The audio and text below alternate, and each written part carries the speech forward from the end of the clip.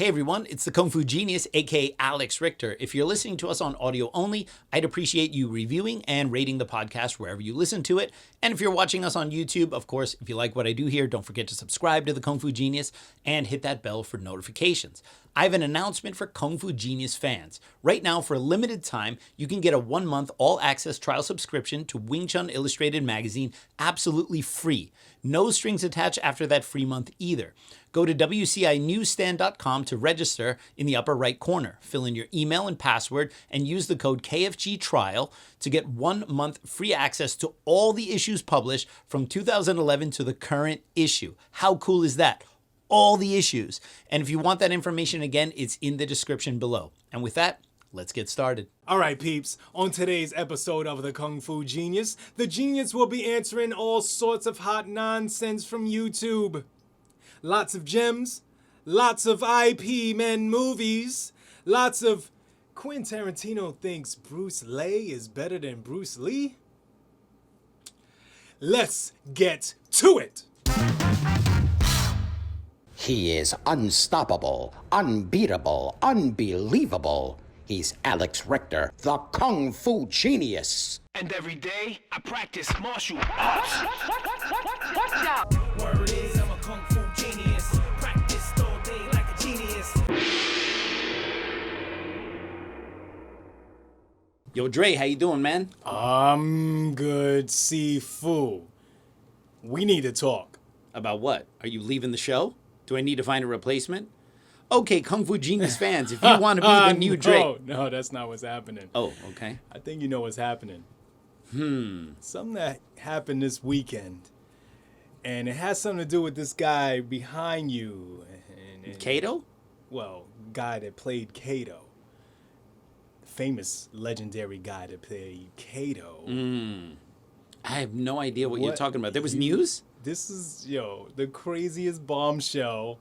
You're talking about the topic, the #1 video I've ever done, which came out last week, which is the Bruce Lee drug letters. Is that what you're talking about? I think actually talking about Bruce T. Oh, Bruce T. Yeah, sure. Well, let's talk about Bruce T then. With all the right, cocaine sounds good. In it. Yeah, so that was a huge bombshell, right? So apparently the daughter, I believe, although, there's a lot of secondhand, thirdhand stuff going on. Yeah. I believe the daughter of the late Bob Baker, who was one of James M. Lee's students, who was one of Bruce Lee's close friends, sold a bunch of letters to an auction house, which were private correspondence between... Authenticated. Yeah, between Bruce Lee and Bob Baker, yeah. They were authenticated by the auction house, and many of the letters have the envelope with the stamp and everything to show, when it was postmarked. Because the interesting thing is, so I did this video because there are 50 letters, which is a lot. I mean, I don't even think I've sent 50 text messages to you, right? Let alone 50 letters, right? So not back yet. I'm still counting. Yeah, maybe 20. Still counting. But, it's pretty incredible. These letters came out about 2 weeks ago now. At the time of this recording, maybe by the time this episode comes out, it's already going to be 3, maybe even 4 weeks since the stuff came out. And one of my good friends, Tony Valenti, sent me the letters, and he's like, yo, you got to check this out. And it looks like, obviously, that Bruce Lee had, everyone knew that, Bruce smoked weed or ingested hash. That was nothing new. He dabbled. Yeah, that was nothing new. Everyone knew that. Well, first of all, they found cannabis in his system during the autopsy, and it was also present, or hash was present 8 or 10 weeks earlier when he had his collapse. So it wasn't anything new, right? And Bruce had even admitted it in some interviews. So it's interesting because the one thing we didn't know was that apparently he was a pretty heavy cocaine user. And how do we know this? Because he literally asks for it directly in the letters. No coded language. Yeah, that's the thing I found interesting. It's not like, hey, can you send me another snow globe or something like that, right? It was like, Bob, send more Coke. Actually, the Coca-Cola was the only... Coca-Cola was, one time he referred to it as Coca-Cola, right? And one time I think Linda referred to it as C or something like that, right? Okay. But, and obviously there were other things in there too, like psychedelics and, there were a bunch of things in there. So it seems that, you know, beyond just kind of being the typical marijuana hash user, that he also had, like, he was into some heavier drugs. Now, the interesting thing is that I'm a huge Bruce Lee fan, and anyone who's watched this podcast or listened to some of our past episodes know, you know, how much I love Bruce Lee and what a fondness I have for him, right? And it's interesting because when I first did the video, I wanted to do a video about the Bruce Lee drug letters before two main groups got to it. And because there are two main groups that are insufferable in kind of the Bruce Lee online world, okay? You have, like, the modern MMA bro haters. Yo, Bruce Lee never fought in the ring. And, you know, Bruce Lee wasn't shit, blah, blah, blah, blah. And then, like, you know, you have, like, that contingency, which is, like, trying to, you know, shit and destroy everything that came before, as if we are where we are now because we are standing on the shoulders of giants, right? Whether, you know, if you go back to any pursuit 40, 50 years, everything is going to be outdated. But for the time, Bruce Lee was very much forward-thinking and very much ahead of the mindset of most of martial artists at that time. Okay. Of course, nowadays, many of the things that Bruce Lee is talking about, they're like a given for the average martial artist, right? So there's a little bit of this kind of hindsight bias of, like, kind of trashing him by, like, a lot of bros online. And this would be their chance to go, oh, see, he was just a cokehead, he wasn't this, he wasn't that, blah, blah, blah, blah. But then there's another side, which are the delusional fanboys, which kind of deify Bruce Lee to a point where you cannot talk critically about him. Like, if you say anything critical about him, that means you hate him. And I don't find that a very adult way to have a conversation about anything, because I actually feel that if you really truly love something, you should be able to also talk about the negatives of that thing too, because you need to address those things to have an honest understanding of what you're talking about, right? Same thing like with Wing Chun, right? We had a question on one of the previous AMAs, which was like, what do I think about Anderson Silva and those guys using Wing Chun? And I said, well, quite frankly, I think sometimes they're not really using Wing Chun, and some people see them doing this stuff here and they go, oh, look, that must be the Wing Chun stuff that he learned while doing the JKD with Dan and Santos guys or whatever, right? And I pushed back a little bit on that, not saying that they've never used Wing Chun ideas in there, but there was one guy who basically claimed that I was a self-hating Wing Chun person because of that. So you have this kind of thing where it's like, yeah, because it's like if I don't... Because all Wing Chun or traditional martial arts people are expected to say, traditional martial arts are the best, Chinese Kung Fu is the best. If a Chinese Kung Fu person loses, it's because he's not a real Chinese Kung Fu person and they were not real, blah, blah, blah. They kind of always fall back to what's known as the no true Scotsman fallacy, which is that if you criticize something, you are not a true believer in it, as opposed to like, well, maybe there's a difference between having an adult appreciation for a topic as opposed to a more immature appreciation for a topic in which you cannot critique it. I think if you really truly love something, you have to see it for what it is. For me, that includes looking at Wing Chun, the things that it's great at and the things that need to be upgraded and modernized, but it also includes people like Bruce Lee. And in the past, I've been very fair about my former teacher, Sifu Leung Ting, talking about the things that he was really great at, but then there are also aspects of his personality which are not so great. For sure, the hardcore Leung Ting fanboys will hear that and think that it's nothing but a pure attack on everything he's ever done from the beginning of time. Because people are not able to compartmentalize, like, hey, we're talking about this person's character, or, hey, even when it comes to Bruce Lee's purported drug use, it's not even really his character. It's just a habit that he had. Okay? You know, which doesn't necessarily... For me, the character is, how did he treat people one-to-one? All right? Okay. And you'll notice, and I said in the video, legacies are messy because we are often someone very different to different people in our lives. Okay? For you, you've known me for years. Definitely, you look at me very differently than maybe some random person who comments on my YouTube video and I give that person a snarky response. That person has a completely different view of what they think I am or what I'm about, right? Okay. So that's why legacies are complicated and talking about these things are very difficult because someone could have been really good friends with Bruce Lee and never known anything about this drug use and have a totally different idea about him. Some other people may have known about the drug use and have yet another opinion on him, right? So the problem is you have people coming from different perspectives. And the interesting thing about doing that video is I wanted to do it, like I said, before the MMA bro trolls got to it. and before the delusional fanboys, whom you cannot criticize Bruce Lee, otherwise you're not a real lover of Bruce Lee. And because if you watch the video, I did a pretty even-handed take. I basically said, a news report. Like a news report. Look, this is Bob Baker. This is who he was.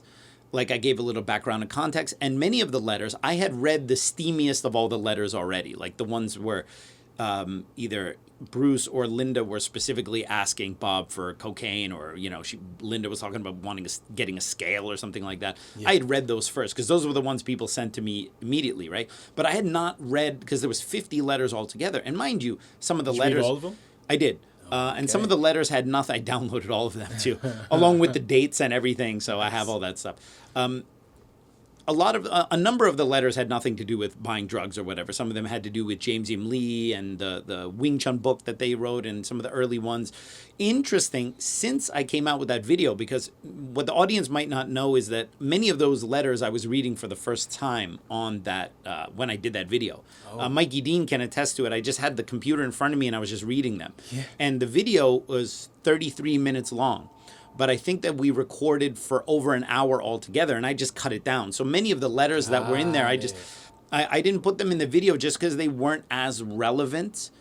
Because obviously the big bombshell is that, you know, Bruce had a bit of a cocaine habit, right? So I tried to do it in a very even-handed news reporting kind of way. The first volley, now this is the first video I ever had where we got mega thousands of views, right? Because normally, you know, there's like 8 people who watch the Kung Fu Genius out there. Mind you, they watch it very religiously, yes. But this was the first time that people Shout out to those 8 people. Yeah, this was the first time that people like outside of our normal subscriber count were really watching it. Right. And so the first wave of comments were actually extremely positive. Like people were like, hey, thank you for doing this, because the real people who are hardcore fans, they're the first ones on this topic because they're aware. And a lion's share of them, 95, 98%, were extremely positive and saying, like, thank you for doing this in an even-handed way. And then there were like 2% that were either giving me death threats for exposing the information, even though it's like, first of all, I'm not the first one to say it, all right? It came out of the auction house, and Bloody Elbow, which is an MMA bro outlet, already did an article. So I wanted to be the kind of first to catch it on YouTube and just do an even-handed review of it. And even in the video, I say, look, it's not up to me to tell you how to think about this. I'm just telling you what was in there. Right. Gotta love a good death threat. But then you get the second wave and the third wave, where you get like all the anonymous accounts and the people who are kind of Johnny-come-latelys to this topic. And then it's like half the people, like if you read the comments, it's funny because everyone's like trying to tell me what the different drugs are, because I don't know what M pills are and things like that. And it was like, oh, it's this. And you just see it's like 300 comments that are literally identical. Like people don't even read. It's like, thank you. You're the 300th person to tell me that you think M pills are morphine, but they're most likely mescaline, which you would see if you read down in the other hundreds of comments, right? Morphine pills. Yeah, ridiculous, right? And so so you got a lot of that stuff. But then now, like this third wave of comments are like death threats and people who want to kick my ass for exposing this information. People say, well, who cares about this stuff? And it's like, you cared enough about it to comment on the video, right? And I always write, thanks for commenting. Your comments help the algorithm of this video. So all the people who like hate the fact that I even do it, then comment on it and literally help the video get out there more, right? So like I said, since the video came out, I've learned a few things. One, I've learned how well-versed our audience is on drug culture. Which is probably the reason why they listen to me to begin with, right? You got to be whacked out of your mind to listen to some guy talk about Kung Fu for an hour. Exactly. And so, you know, I learned a lot, especially through the comments and stuff that I didn't know at the time of the recording. One, there were a number of references to paper. And a couple of those were literally rolling papers like that, you know, Bruce was getting for his weed or whatever. But a bunch of them was like, thanks for the lifetime supply of paper. And then there was even like, yeah, I'm going to get some for Brandon. And I'm thinking like, this better not be rolling paper because Brandon is a small child at that point. But apparently Bob Baker worked for like Varco paper products or something like that. And Yeah. so the letterhead, like the Jeet Kune Do letterhead, he was also getting that stuff from Bob. So because in the video I'm like papers, I guess he's getting a lot of rolling papers, but I was actually wrong on that because remember that apparently, part, too. apparently it's literally paper. Letterhead. Yeah, letterheads and stuff like that, right? I'm gonna get some for Brandon. I guess that's the problem when you see like, a bunch of letters which are talking about cocaine and then someone's like talking about getting you a lifetime of papers. It's like, you have this kind of self-serving bias of like, I have to keep the narrative going when it's like, oh no, literally they're just talking about paper, right? So again, not to get in the weeds about like, this definitely changes a little bit about what we think about his difficulty of keeping weight on in the last period of his life. And quite frankly, cerebral edema, which is what Bruce Lee died of, is a very common reason why cocaine users die. Shit. And because cocaine breaks down the blood-brain barrier. Yeah. And the BBB. And this is actually a very common thing. So, it's a little frustrating because for years, Bruce Lee biographers and authors are always trying to figure out, why did he die of cerebral edema? Now, the official reason, the Equagesic, that, he basically took an aspirin, which, Equagesic was like an aspirin with a mild sedative in there, right? He had taken that before for other things. Why did he not die when he took them before, right? And also, why is Bruce Lee seemingly the only person to have an allergic reaction to Equagesic and die of cerebral edema? Ever. When 10 weeks earlier, he had the same problem. His collapse at Golden Not Harvest on Studios Equagesic, and right? didn't have Equagesic, right? And so that's why that official story really never made any sense. And the other thing you have to take into account is that most Bruce Lee biographers had to kind of, they're trying to put a square peg into a round hole. Why did he die of cerebral edema? Right. And the whole Equagesic thing came out because when they were doing the inquest, they really had no solid reason for why Bruce Lee died of cerebral edema. So literally they had one random coroner, Dr. Lysette. He was like, well, it could be the Equagesic. Ooh. Kind of like, potentially there could be a hypersensitivity there. And just based on that, they literally latched onto that because of the insurance companies. They didn't want to have a reason that was linked to the hash or the weed in his system. They were like, oh, yeah, it was the aspirin. So it's a death, or they call it death by misadventure, right? But of course, we didn't know about this. So it definitely changes things, right? And so, again, maybe one day we might go into that stuff a little bit. But I don't like to dwell too much on it, but I definitely think, I'm not going to say he died of a cocaine overdose because in the autopsy, it was, people always go, well, they didn't find cocaine in his system. Actually, it's not clear what drugs they tested for. And so we can't say they didn't find it. We also don't necessarily know if they were looking for it or what. It's not very clear. They say that they looked for illicit drugs, but that's as far as it goes. It doesn't say what it was. And also, we cannot forget that 1973 was pre-ICAC Hong Kong, before the Internal Council Against Corruption. It was a very easy, and I'm not doing that with a tinfoil hat on. It was very easy to grease some palms and say, hey, don't check for this or change the numbers or something like that, right? So, but anyway, I don't really want to get into that. For me, it doesn't really change much. It is what it is. And I think we can have adult conversations about this without saying that this has to diminish everything about him, because he still did great things. And unlike most of the idiots who commented in the third wave of my video, no one will be talking about them in 50 years from now. So anyway, we're doing an AMA, right? And Ask Me Anything, right? Cocaine is a hell of a drug. Cocaine is a hell of a drug, right? Okay. So let's get to it. Let's answer some questions. All right, let's go first into Sandro Castro. Awesome episode. He's referring to the last AMA. As always, here is my question. You have met several Yip Man students. What do you know about his first one in Hong Kong, Guszang? Guszang, right? Guszang. Mm-hmm. Maybe any information on how he was as a teacher? Best regards from Switzerland. That's a great question. Obviously, we do have some connection to Guszang because Guszang was the first sifu of Teng, all right? My teacher, right? And so, again, which I've talked about before, like, that Teng was a grand student of Yip Man, later had the chance to learn from Yip Man privately. And so Guszang is widely regarded as the first student of Grandmaster Yip Man. Now, I never met him. He passed away before I was even born. And so I've met a few students of Guszang here and there. And so mostly what I know about him, I've read from books. Okay. So I don't have any particular insight into Guszang that anyone who doesn't have a pretty well-stocked Wing Chun book collection wouldn't have, right? So, in other words, I don't have something that I learned in particular in Hong Kong that, no one else has heard or whatever. A couple things I will say. One, supposedly when Bruce Lee went to Hong Kong in 1966, I believe, which is right after Brandon was born, supposedly Yip Man refused to teach Bruce Lee the wooden dummy or some advanced techniques or something like that, that's a whole other episode in and of itself. And Leung Teng told me that Bruce Lee went to Guszang and learned the Buji form. All right. Wow. That's what he told me. And I've also heard a similar story. I've met some of Guszang students in Hong Kong. Oddly enough, Guszang has a number of students here in the States. I've never actually met them. But I've met some of the Guszang students in Hong Kong because one of my C-boxes is very close to the Guszang guys.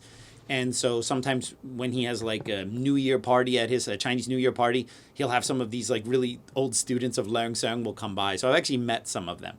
And but again, I don't really, my specialty within Wing Chun history is not particularly with the Guszang lineage.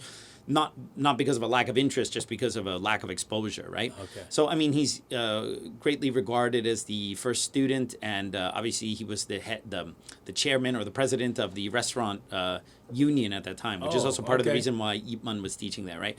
Now, Wong Chiu is also another early period student of Yip Man, but he passed away a number of years ago. Wong Chiu. He was there for a lot of the challenge fights that Wong Sun Leung had against the other styles and stuff. So he later went on and taught in Holland. And so original student of Grandmaster Yip Man. And Wong Chiu was also good friends with my Sifu. And there's a few videos of Wong Chiu out there. And Wong Chiu claims that Guszang is actually not the first student of Yip Man, that it was actually Lok Yu. Lok Yu is generally regarded as the second student, but according to him, Lok Yu was not a very educated person. He was I guess a cook or a chef, and he was more of a kind of a blue collar worker. Okay. And apparently Guszang was able to overtake him and overtake his position. Now, when I said that once, people get so mad at me, right? It's like literally someone who was there from that time said that. All right, okay. I'm just repeating what that person said. So because I can imagine that if any Guszang viewers are like, they're going to get salty, like literally whether Guszang was the first student or the second student or the sixth student ultimately doesn't really matter, because these positions, whether you're the Dai Sihing, the eldest or whatever, these are things that mattered a long time ago in the very traditional structure of a Chinese Kung Fu school. But ultimately, if you are learning a martial art, the most important thing is that you're learning from someone who is competent, who is skillful, and who is willing to teach you. And those three attributes, for me, are far more important than what that teacher's position was in the school. And I'm not saying that to take away or to throw shade on anyone. I'm just saying that traditional Chinese Kung Fu people put so much stock in like, so-and-so is the first student, and so-and-so is the Dai Sing, and so-and-so is this or whatever, right? Anyone who's run a Kung Fu school knows that many of your very first students, maybe they're not even around anymore after you've been teaching, right? My very few first students, they left New York after a few years, but they could technically be regarded as the eldest, most senior students in City Wing Chun, right? So does that mean if I croak that you need to go and learn from them, right? Okay, and again, I'm not saying that, and I'm not equating that to Guszang. So Guszang was around for, obviously, and became an instructor and taught. But I'm just saying, like, in general, these distinctions, the Dai Sihing, Yi Sihing, Sam Sihing, all these kind of things, right? Yeah, these are important from a Chinese cultural perspective, but they're actually not important in terms of, can this person teach you? Does this person want to teach you? And does this person have something to teach you, right? So I think moving forward to the future, these kind of distinctions are a lot less important. We should look at students and martial artists on the merits of what they've accomplished, and not solely on when did you sign and join up at the school, right? Because otherwise, if that were the number one factor, you'd be learning from people who learned Wing Chun for a few months and then left New York just because they started with me first. And you would have to bow down to everything that they told you, right? Yeah. That's all I got to say about that. It's pretty cool. Long Sung was your Sijo, right? Yeah, so he's the Sifu of Leung Teng, right? And so in the mid 60s, there were some issues I heard in the Leung Sung school. There was an exodus of a number of Leung Sung students, not just Leung Tengs. People think Leung Teng is the big Bunho, the big rebel who left Leung Sung and whatever and caused troubles. But actually, there were a number of students who had left Leung Sung in the mid 60s. Oh, and wow. Leung Teng was not the only one who learned from Yip Man afterwards. Right? He was perhaps one of the more high-profile ones because Yip Man mentioned him in the New Martial Hero magazine and had photos with him everywhere they went, almost as if to flaunt him about, right? But there were other students of Leung Sung who were also learning privately from Yip Man in the mid to late 60s, and that had something to do, apparently, with some kind of issue or rift or exodus of some students. But I'm not going to speak about that. No. All right. Pretty cool. That was a great question. All right. Next up, we got Pretty Fly for a Filipino guy. There we go. Okay. Which martial arts movies made an impact on the way you practice and teach martial arts? The Tiger versus Dragon lesson from Jeff Speakman's Perfect Weapon made an impact for me when I was a kid.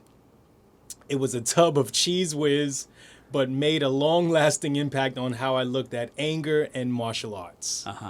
That's an interesting question because I am obviously a huge lover of Chinese Kung Fu movies. As a matter of fact, almost weekly now for the last few weeks, every Thursday night, I do this show. It's on the Fat Samurai channel, and it's called PHAT, all right? And it's called Versus, where me and a panel, like including Rick Myers. It's like so weird to do a panel with Rick Myers because when I was a kid, I bought his book, and that was the first book on Hong Kong cinema that I had, and it was I learned about all these Kung Fu movies by reading that book. Yeah. And then later had a chance to watch them. And now Rick Myers is not only a friend, but like, I'm doing shows with him and stuff. It's like so weird, right? Sometimes I really have to pinch myself. And so on the panel, we have the Fat Samurai. He's running it, right? It's his channel. Then there's Rick. And then there's Frank Zheng, who used to run Tai Seng, which was a distribution company in San Francisco, which is like in the 90s when everything was on VHS. If you were watching like those Kung Fu movies here, it usually came through Tai Seng, and he was like the main guy. Okay. And which is funny because when I was a teenager, I ordered a catalog from Tai Seng, and then I recently found it, which is like 20-something years ago. What? And then I became friends with Frank Zheng through this Versus thing, right? And then I'm like, oh, hey, look what I found. And it was sent to me in 1995 or something like that. And he's like, oh, man, I probably mailed that to you back then. Wow. So, yeah, it was really funny. And he's the master of remaster. And he does, I think, for Eureka Films and 88 Films, he does a lot of the commentaries now. An absolute expert in Hong Kong film. So it's like me and Rick Myers and Frank Zheng and like a few. And then there's like a couple other guys there who change up every week. And we discuss two different films, and then we vote which one is better. So we did Way the Dragon versus Enter the Dragon. We did Prodigal Son versus... that's a good question. I forgot which one it was. Prodigal Son versus another one. I forget which one. Mm-hmm. And then last night, we did Legendary Weapons of China versus 8 Diagram Pole Fighter. And so that was pretty amazing. So obviously we record those live, but if you go to the Fat Samurai channel, you can actually go and watch those. So anyway, that was a super long prelude, which had nothing to do with the question. So having grown up on a lot of these Kung Fu movies, how do they influence me in my training, right? Well, I think when I was a kid, you watch a lot of these movies and then you emulate a lot of the training yourself, right? All the ninja movies you watch. Yeah, exactly, all right? If you want to know how these things influence me, watch the ninja episode of the Kung Fu Genius, right? Which is like I think the least watched of all of our episodes. And that, for me, was one of the most fun to do, right? I love that episode, right? Yeah. But apparently people just don't want to listen to the Kung Fu Genius talk about ninjas, right? No. So they just want to hear me talk about cocaine, apparently. So cocaine is a hell of a drug. The one topic I'm the least qualified to talk about. That's what everyone wants to hear me talk about. Meanwhile, ninjas, I should say ninja movies from the 80s, which I know a lot about. It's like chirping crickets, right?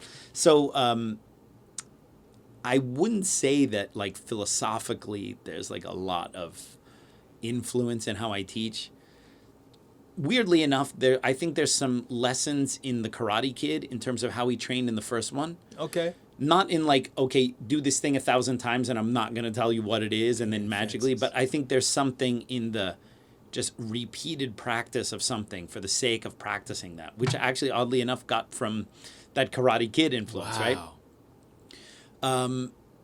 Because when you start training martial arts seriously, whether you're doing modern martial arts or traditional martial arts, you realize that even the Kung Fu movies take a lot of creative license with training sequences because they're trying to make them look spectacular, right? And then philosophically, it's a lot of the stuff in those Kung Fu movies is like kind of, it's a little bit trite and a little kind of common, right? I think the deeper lessons that you learn really come through training. And I think, people can say like, oh, what about the finger pointing away to the moon thing from Enter the Dragon or all that kind of stuff. And it's like, yeah, those are all like really great, but I wouldn't say any one of those things really helped me understand martial arts or teach martial arts more than the practice and teaching of martial arts. Yeah, we learn a lot about ourselves in practice. Absolutely. All right. That's pretty cool. Great question. Pretty fly for a Filipino guy. All right, so next up we got Siheng Nico. Siheng Nico? Yeah. Is he your Siheng or my Siheng? I think he might be all of our Siheng. I think he's everyone's Siheng. If your handle is Siheng, that means everyone needs to call you Siheng.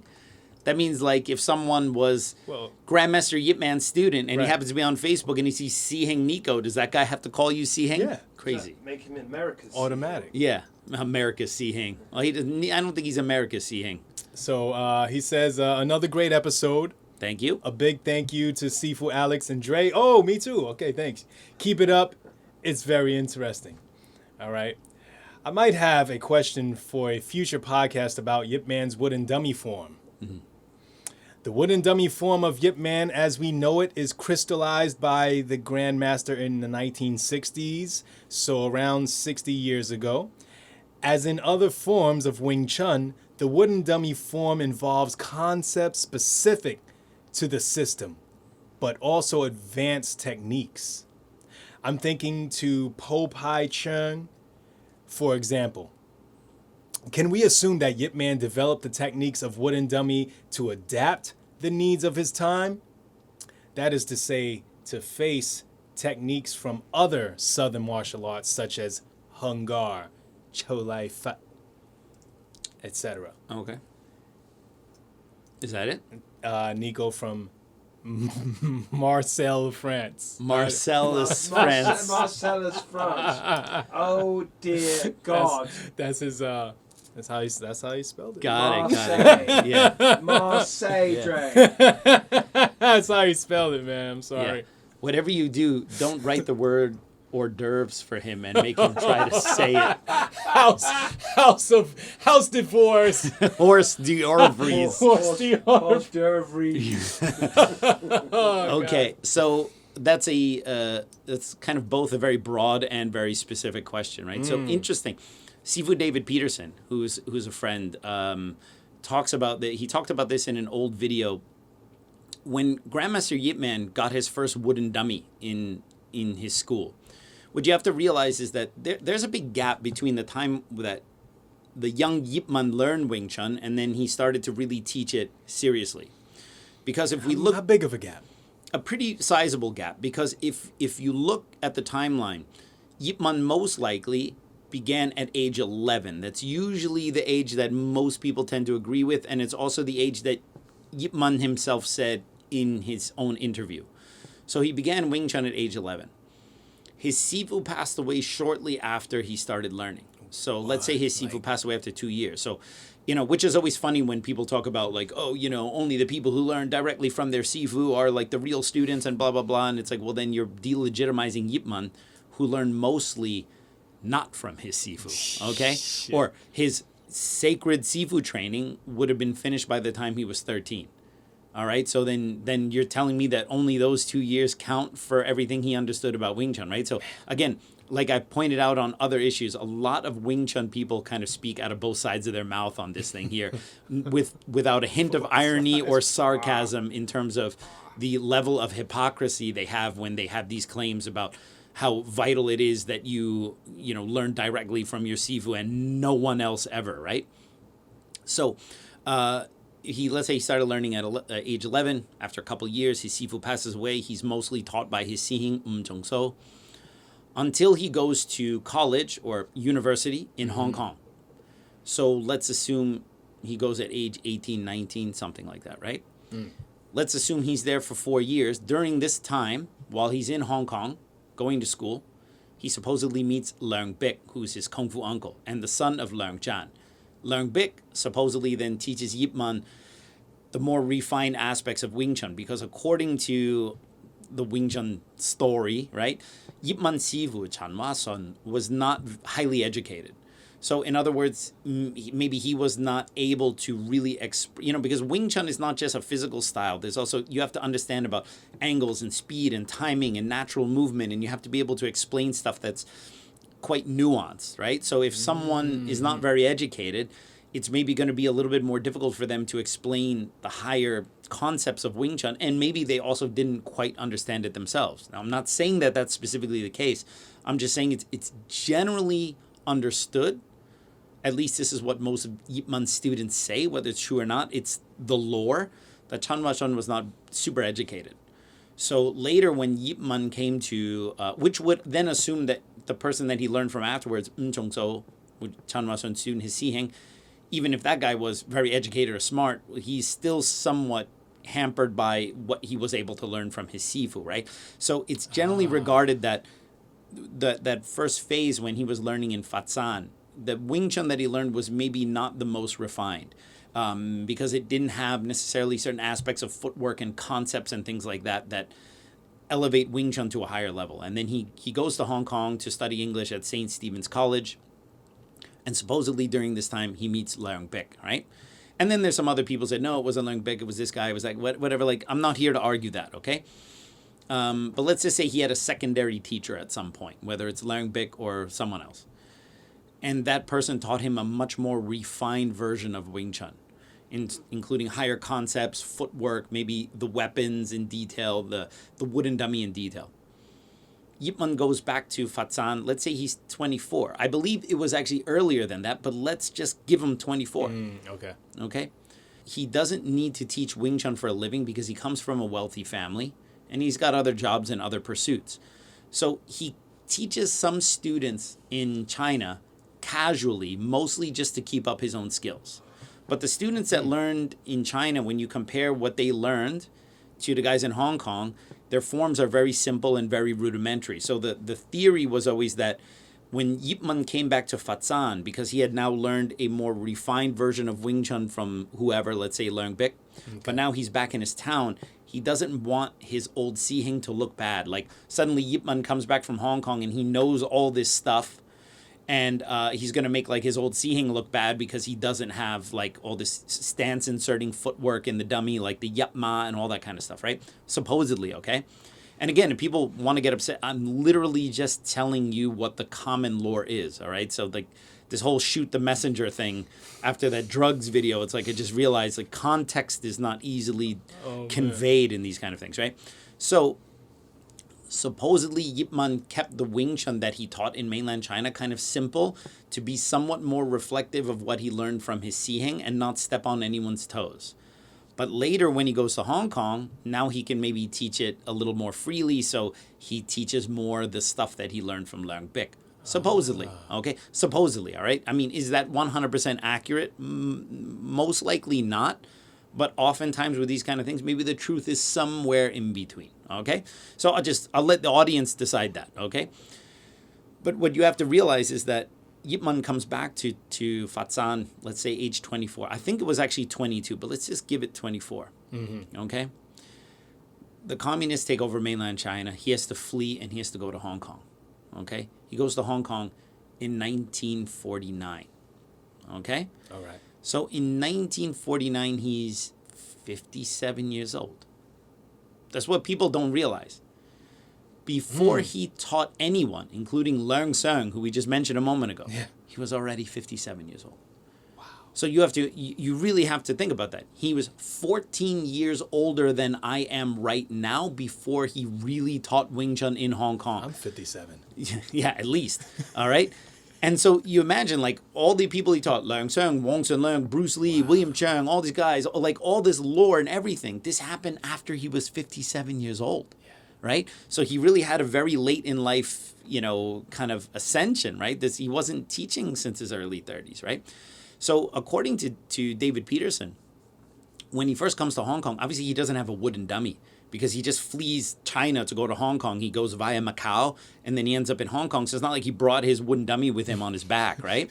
Okay. So supposedly the first group of students, all right, and there's always like some people tell you this, some people tell you that. Supposedly the very first group of students when he started teaching wooden dummy, they had to do it on the air, right? They had to do the Hong Chong, like I have you guys learn the form on the dummy, but also have you do it in the air, right?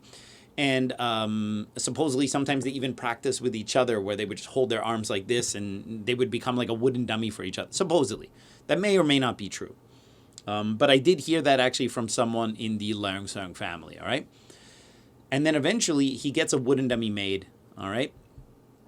Which, by the way, was not Guszang, because Guszang didn't start learning from Yip Man until later. So the very first wooden dummy that he would have had constructed was not Guszang. But eventually, Guszang became the wooden dummy maker for Yip Man. But the first dummy was not made by Guszang, all right? Okay.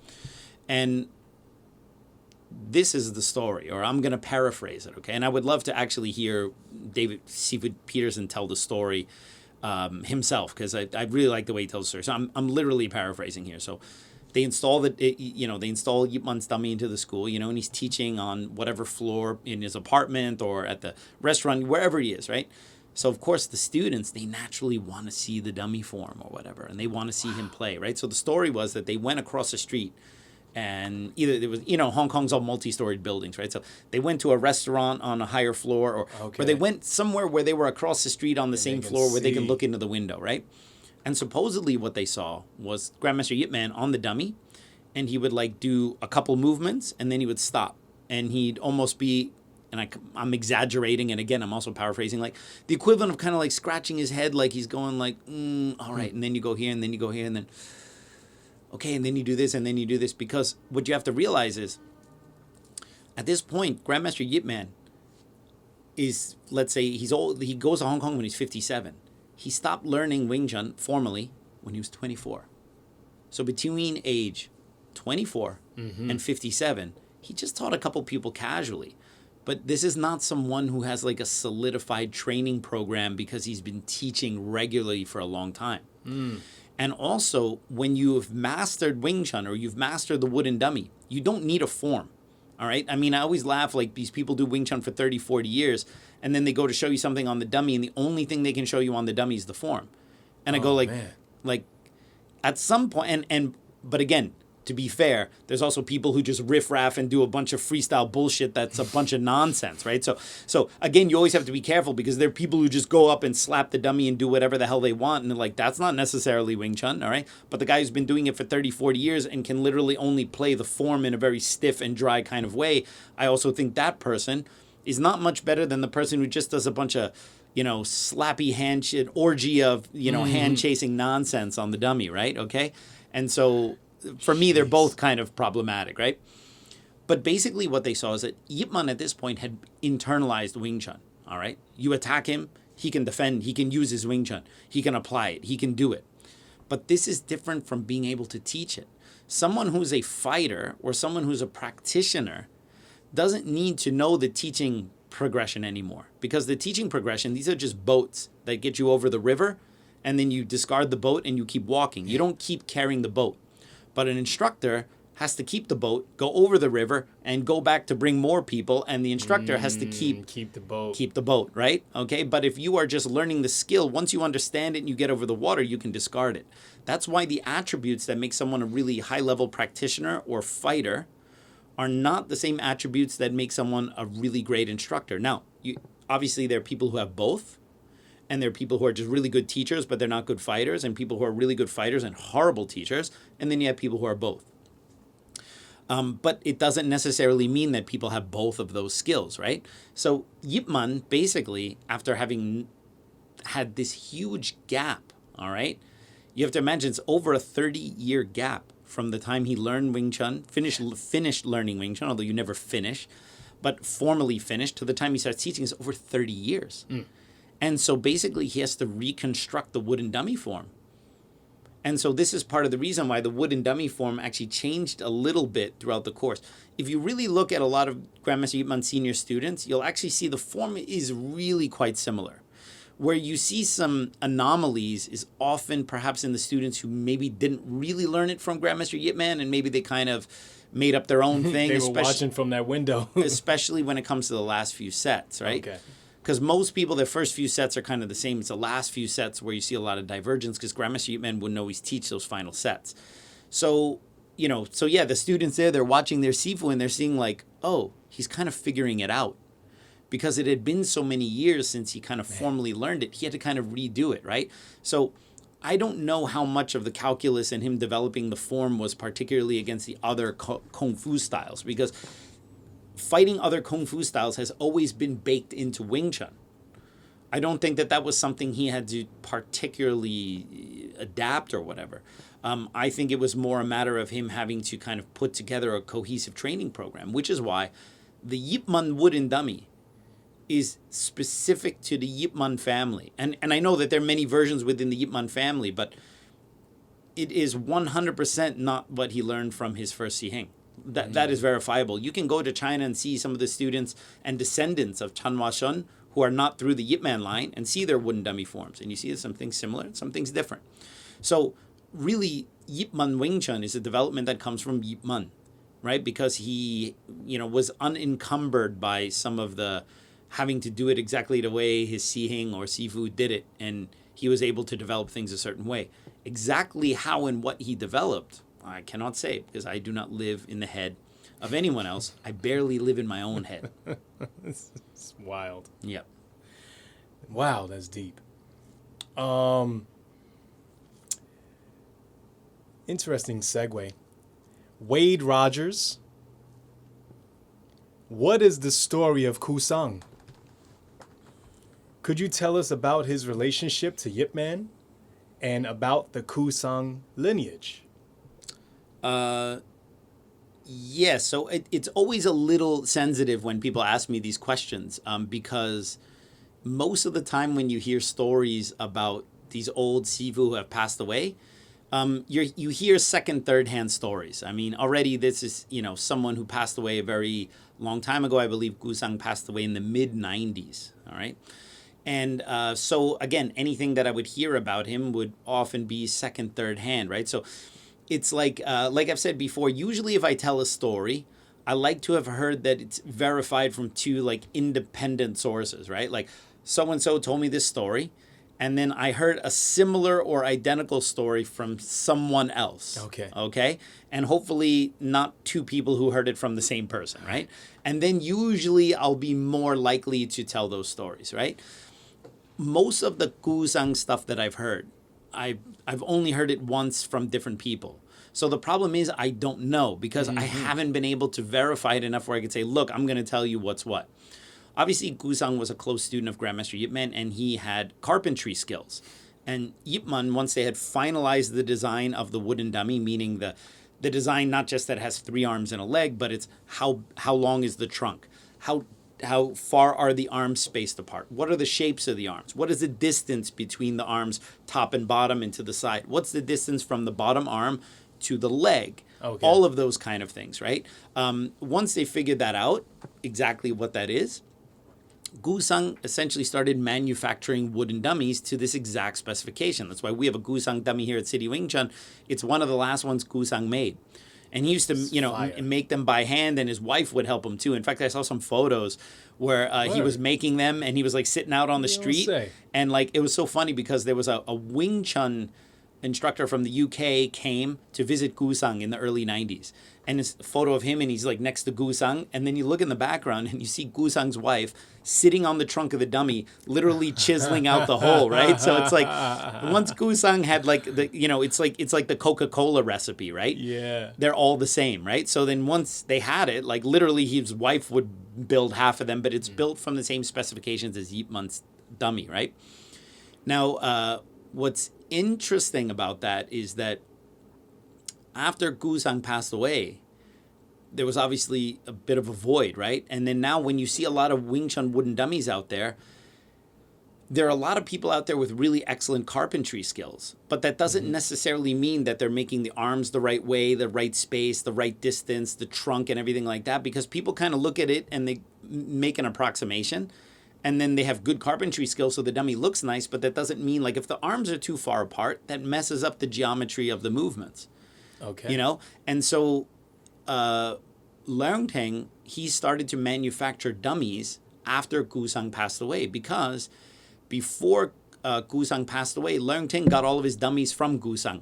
As a matter of fact, the early European Wing Chun guys, the EWTO, like the guys who came up in the 80s, most of them have a Guszang dummy. Because when they ordered one, Leung would have gotten it from Guszang. And then when Guszang passed away, that's when Leung started making his own dummies. And what he did was, he used the dimensions from the Guszang dummy. He changed the arms a little bit to make them a little more even, and he made them a little broader and chopped at the end. But it is, you can see side by side, because we have Leung dummies here and Guszang dummies, the spacing of the arms and everything is exactly the same. It's just the Leung one is maybe a bit more spit-shined and polished, but it's based on the Guszang design. The interesting thing about the only difference is in the Leung dummy, the leg is machined. So every leg is exactly the same. The Guszang dummy, the leg was always a tree branch. So you had to get a bent tree branch, which is kind of the amazing part. That means every single Guszang dummy has the same size trunk, same size arms, length, spacing, everything, but the leg is different. So they're like all like a little piece of art, right? Because obviously they have to find the bent tree branch, and it's going to be a little bit different, the right way too. Now, what I do know about Guszang is very little, because again, I know a lot of stories, but they're not Sifu Alex Richter double verified, where I'm going to say, look, let me tell you about this, okay? Okay. But I do know that in London in the early 70s, Sifu Kanspek, before he met Leung, he was learning Wing Chun in London, Chinatown, I believe from Joseph Cheng. Okay. And his classmate, Sifu Kanspek's classmate at that time, was a British guy named Alan Lamb. Okay? Yeah. And Alan Lamb, and it's interesting because at some point Joseph Cheng told my Sifu, okay, well, if you want to learn further, you really should learn from Leung, because he's a young guy, he's up and coming in Hong Kong, and he's the guy to learn from. And so that's when my Sifu started writing lots of letters to Leung from Germany. To get him to teach him. And then eventually brought him over by 76. I believe Sifu Leung said, yeah, he was sending me all of these letters and kind of just badgering me. And then eventually Leung decided to go to Germany and do it. But it was like a few years of letter writing, and that was based on Joseph Cheng's recommendation to Sifu Kanspek from the London Chinatown. Now, interesting, Sifu Kanspek goes on to learn from Leung, and his classmate Alan Lamb later goes on to learn from Guszang. Now, Guszang is most famous for being the wooden dummy maker. Okay. And although he was a Wing Chun instructor, that didn't seem to be his main source of income. So there's not a huge Guszang lineage. It just so happens that like one of the main guys who teaches under Guszang happens to be someone who was like a former classmate of my Sifu, and the two of them stayed friends ever since. Now, to show you what a small world it is, Alan Lamb, I believe, obviously from the London area, he learns from Guszang, and in the late 70s, my Sifu starts teaching Leung Wing Chun in Europe. Alan Lamb comes to the U.S. Yeah. And Alan Lamb starts teaching in New York City. Yeah. All right? And one of my cousins on my Cuban side, his name is George Perez. And George Perez is, when I was growing up, he's a few years older than me. So I didn't always see him growing up. But every time I would go to my aunt's house, I was not like, oh, you got this like cousin who's super into martial arts. Because I was like the only one in the whole family who was into martial arts. Okay. And so I would always be like in my aunt's yard, like kicking and punching. So we would watch the Shaw Brothers movies on Saturdays, and I would go out there and like, try to copy all the movements I learned. And they're like, your cousin George is really into Bruce Lee and all that stuff. And he can do the splits, they would tell me. And he was like, super good shape. And I inherited a lot of his Bruce Lee magazines from the 70s. Because as he got a little bit older, he got more into boxing and stuff like that, right? And then later he moved to Miami, and so he was always like a bit of a ghost in my life. Like I knew I had this older cousin who was into martial arts, and I had seen him once or twice when I was younger, but never really got close to him, right? And then in recent years, as now I go down to Southern Florida to see my parents, I've reconnected with him and and he's totally fanatical about boxing, and we talk about Bruce Lee and we talk about all this stuff, right? So, and it's interesting because in the 70s, when he was into all this stuff, he lived in Jersey and he would commute into New York City to learn from Alan Lamb. So it's kind of full circle as far as that goes. So oddly enough, the Guszang lineage is not super widespread, but oddly enough, the closest person I know who's from the Guszang lineage is one of my cousins. So that's kind of full circle about that. Pretty cool. Yeah. All right, let's moving right along. Food for thought. Awesome. Food for thought. It's a Okay. great, they have an Instagram channel. They're really awesome. I think they focus on Kung Fu movies. Okay. Do you appreciate the Yip Man movies for making Wing Chun more popular? How do you feel about potential students that approach you after having only seen the Donnie Yen films? Yeah, this is funny. This is one of those things where, as an enthusiast, you're always a bit divided. You can imagine someone who's an expert marksman or a sniper. And then watches a movie where the protagonist is a sniper and they're like, that's not how you load the gun, or that wouldn't be the right procedure to set up this kind of job, right? Or someone is a lawyer, my wife is a lawyer, right? And then so there'll be some lawyer drama on there and she'll be like, this makes no sense. You would never put this person on the, so I think on that the stand, right? That wouldn't make any sense legally, right? And then so what you realize is that an expert in any particular field is going to be the harshest judge of any movie that depicts that. Okay? So before I talk about how I feel about it, you have to think about it. My good friend Yip Man, all right, who's Bruce Lee Si Hing. He's literally one of the most senior students, if not the most senior student of Yip Man alive today. He's been there pretty much through the entire life cycle. When he started learning from Yip Man in the 1950s, Yip Man was a no-name. He was just some guy who's teaching this obscure style called Wing Chun. And then he was there through those early years, and in the 60s, Wing Chun gets bigger, and then in the 70s, Bruce Lee comes out, and then it's huge, and then 80s, 90s, and Yip Man is still around today. And now they're making movies about his sifu. And when he was a teenager, he used to meet his sifu in the morning for training, and then afterwards, he would go to Yamcha with Yip Man, and then at nighttime, because Hong Kong at that time, in that part of Hong Kong, in Samsoipo, they didn't have the street lights that they have now because it wasn't Hong Kong like it is now. So he used to hold a lantern and then walk arm in arm with his sifu to go to the Sam Tai Chi temple to go do some more training. Wow. So you have to imagine that for someone like Yip Man, this was his sifu, someone he knew personally. And now he's being played by Donnie Yen as this kind of superhero.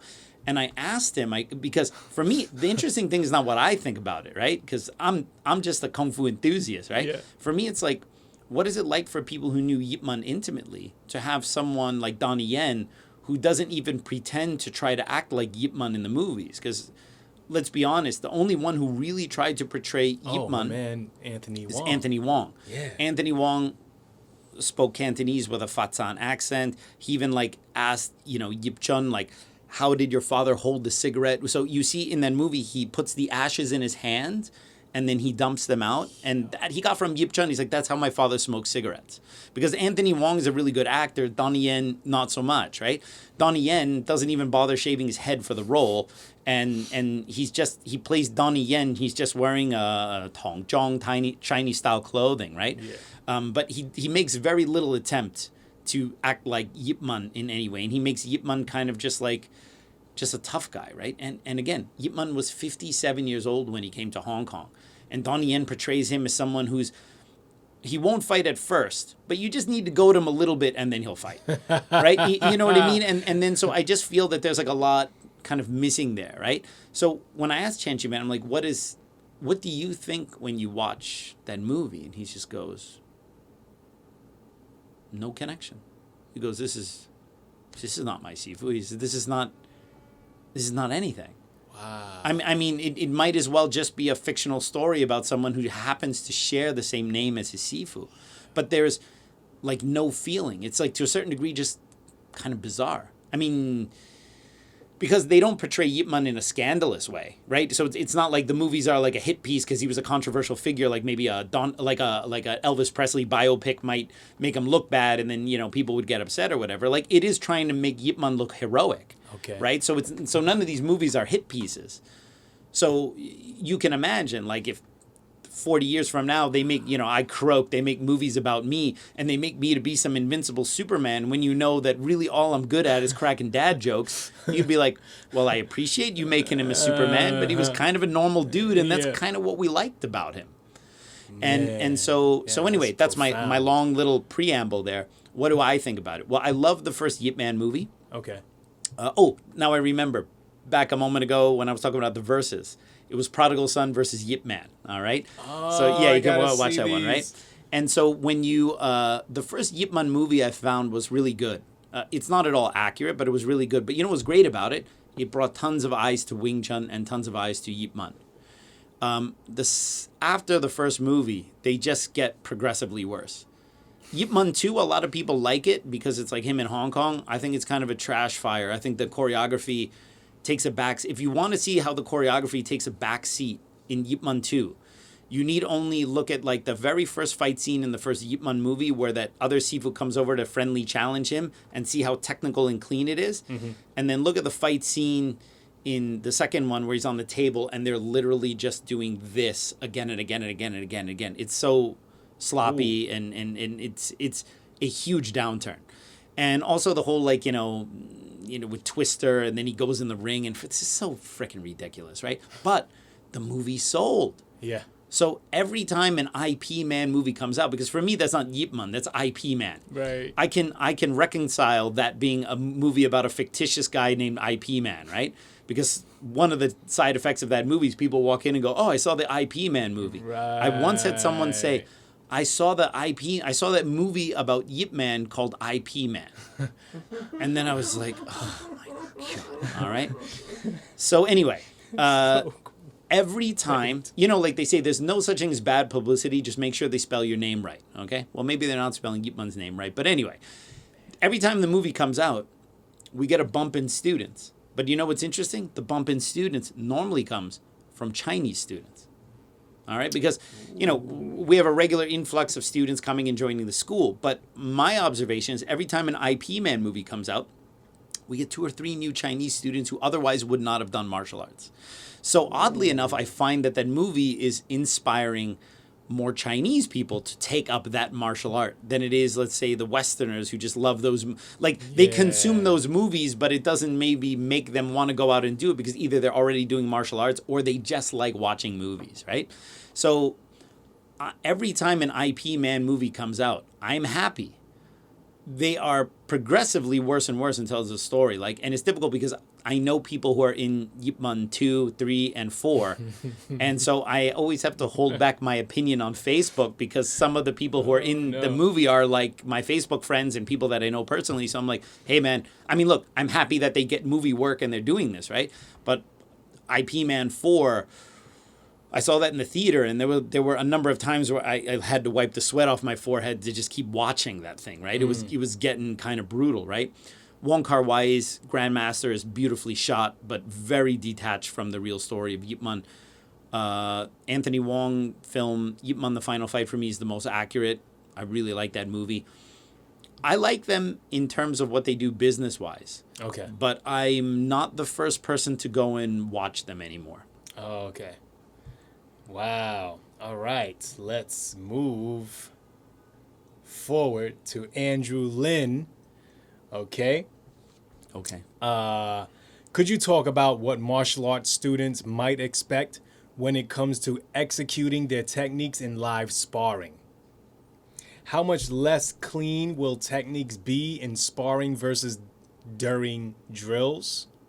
And how can students focus on cleaning those up? Well, that's a very good question. Obviously, and I think this is the thing that disappoints a lot of people, is that whenever you're really put under a lot of pressure, nothing looks as clean as it does in practice. And that's not just a Wing Chun thing. You ever watch a boxer as he's getting ready for a fight and you see him hitting mitts with his coach?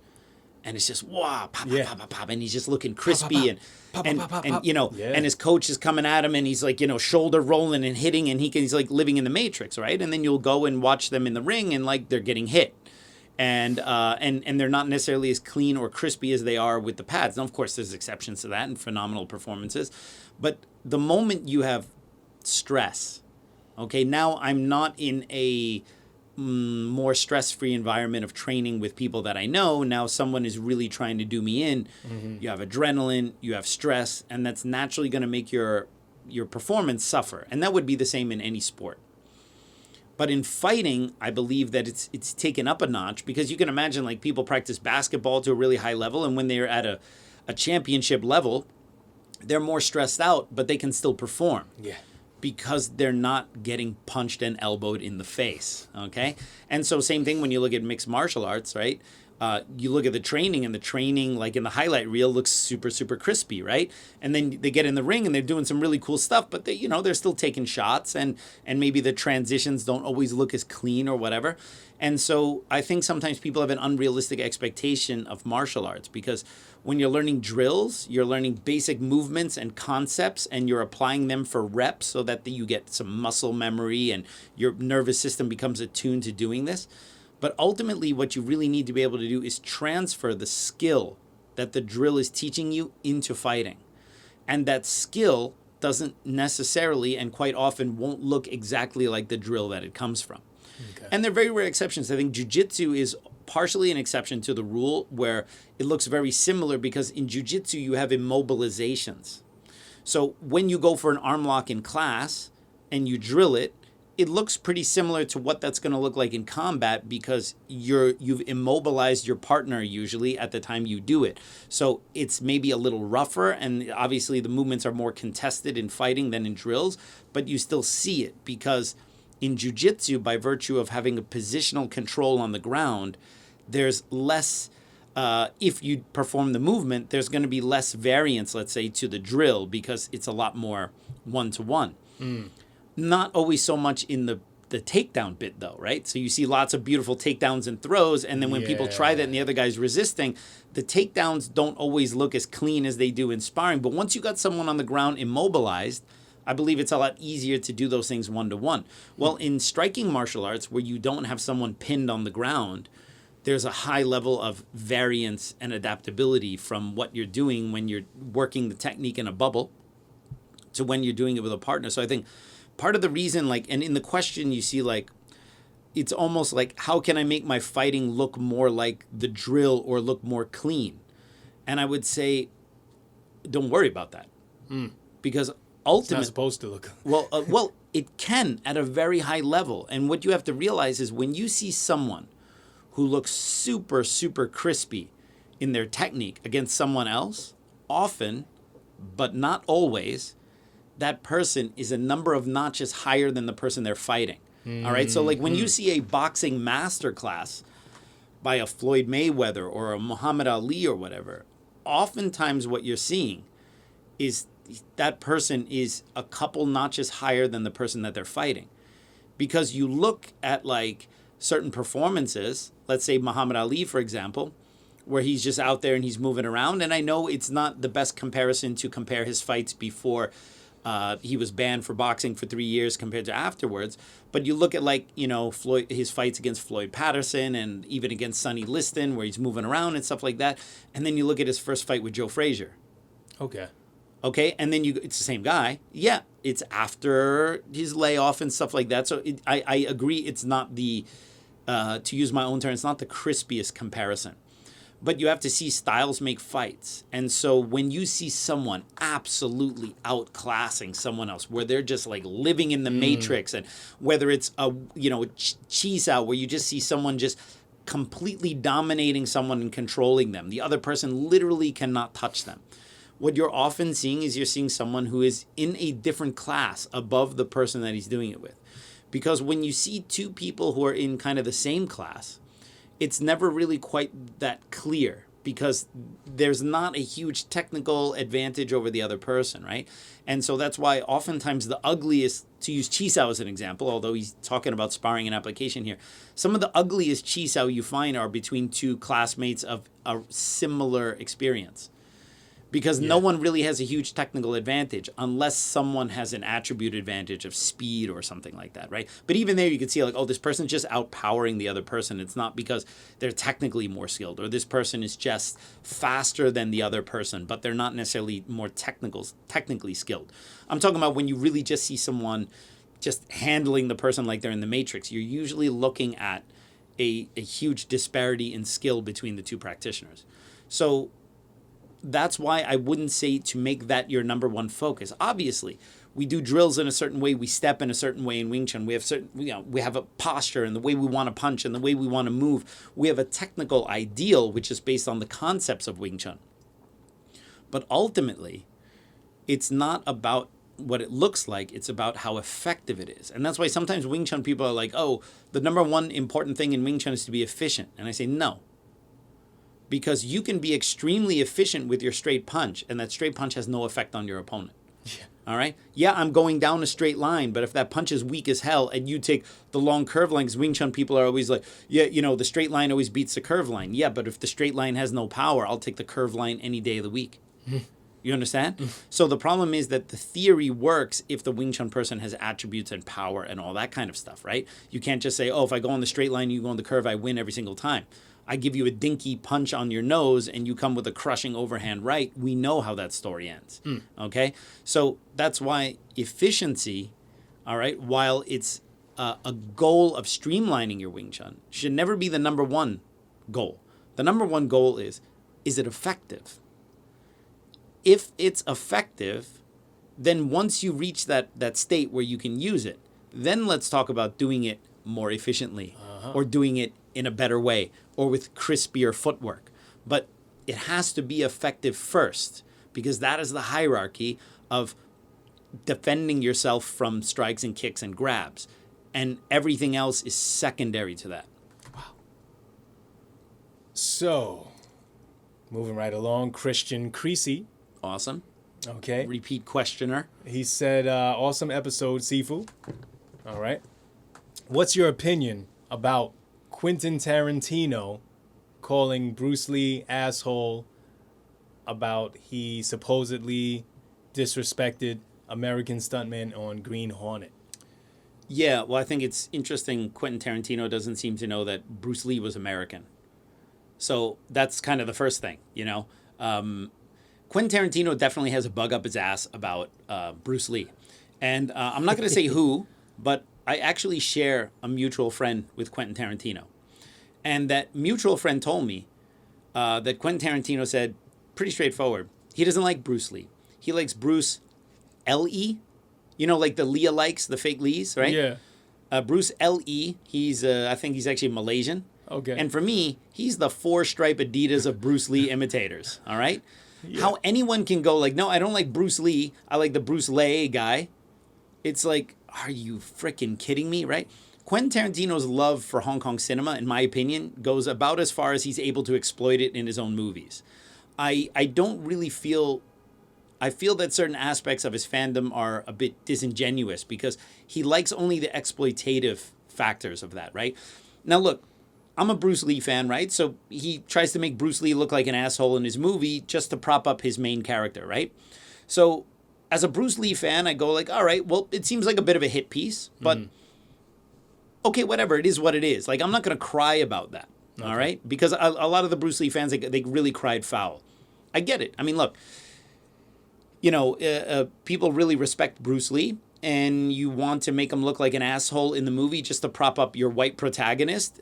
It's maybe not the best look, and I'm not saying that he did it for racist reasons, but I'm saying like in a 2019, 2020 environment, you might want to think twice about, you know, making, you know, the little colored guy the butt of the joke for your white protagonist. So I just thought like that was kind of a bad look. All right. But let's take that to the side. Okay, Bruce Lee's an asshole in the movie and he gets beat because he's kind of fresh mouth or whatever, right?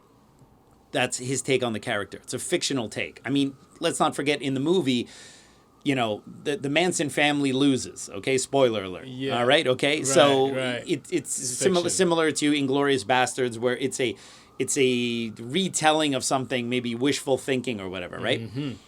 And so, and honestly, I liked everything but the Bruce Lee portrayal shit in that movie. I thought the movie's, like the flamethrower at the end, that was great. All right, whatever. Gratuitous and wild, right? But yeah, the Bruce Lee thing just felt it felt cringy watching it, being a Bruce Lee fan. And so my problem with Quentin is this. He should have just said, yeah, it's just a fictional take on Bruce Lee. My problem is that he's trying to pretend that somehow was a historical fact. And then, like, he mentioned, like, kind of Pauly's book, but even Matt Pauly was like, no, that's not what I said in my book at all.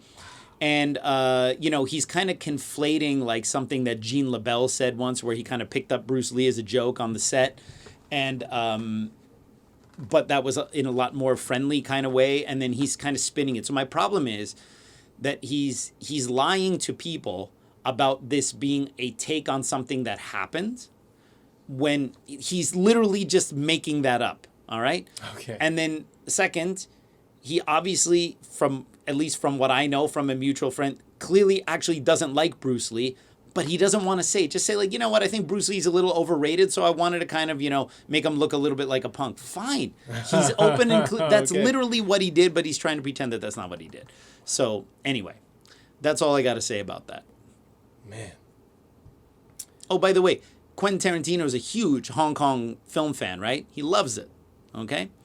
Meanwhile, the guy that he put in Kill Bill in 2 films, Gordon Liu, is, you know, in an old folks home in Hong Kong after a stroke, and you think maybe the huge lover of Hong Kong films, Quentin Tarantino, I don't know, maybe he couldn't throw a couple bucks to put one of the legends of Hong Kong cinema, I don't know, in like a proper hospital or something like that, right? But it's like, nah, whatever. He's literally wasting away in an old folks home without proper care. But Quentin Tarantino is a huge lover of Hong Kong films who, once he got everything he needed out of Gordon Liu, whatever.